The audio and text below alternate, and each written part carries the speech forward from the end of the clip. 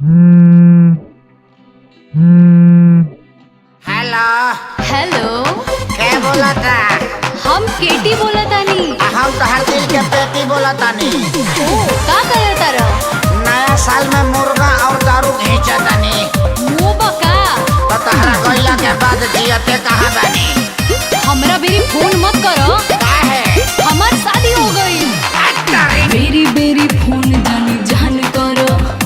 कौन अब लव के दुकान करो। तका अंडा बेची। ए बेरी बेरी फोन जानी जान करो। अरे कौन अब लव के दुकान करो। गम में तोहरा पिया तानी मुर्गा मछरी खाके। ओहो, गम में तोहरा पिया तानी मुर्गा मछरी खाके। तो नया साले में करब बवाल वो तारा ससुरा में आके। नया साले में करब बवाल वो तारा ससुरा में आके। ना बाबा ना।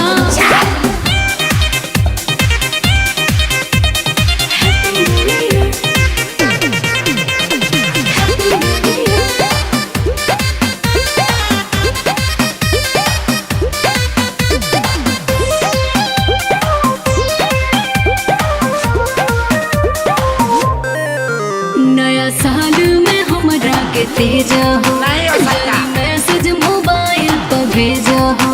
कभी नहीं होगा। पूछो हाँ।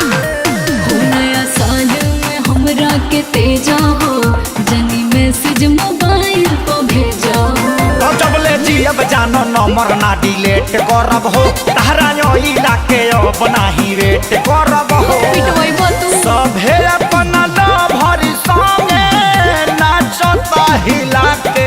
तो नया साले में करब बवाल हो तारा ससुरा में आके। मरद भारी लगी। नया साले में करब बवाल हो तारा ससुरा में आके। Happy new year, happy new year.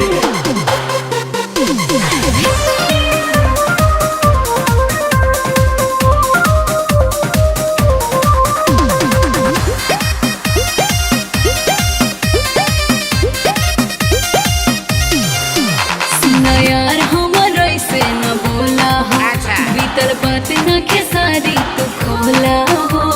तिलौनी उड़ा देंगे। कह रहे हैं। सुना यार हमर ऐसे न बोला हो। बीतल बात न खेसारी तू खोला हो। तो सोनू यादव राज के अब दया सारे पड़ी ना। जब ले देखब नाही जान हमके दारू चढ़ी ना। ना देखबो। कोरोनो नील कोमल चुमा ले तरे देखा के। जाय दो। तो नया साले में करब बवाल हो तारा ससुरा में आके। पगलाइए गइलो। नया साले में करब बवाल हो तारा ससुरा में आके। ना मनबो। ना तो ना मिलो तो खेचुर छोड़ के मुँह अब हट।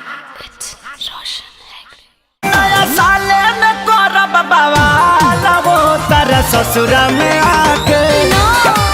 नया साले में करब बवाल हो तारा ससुरा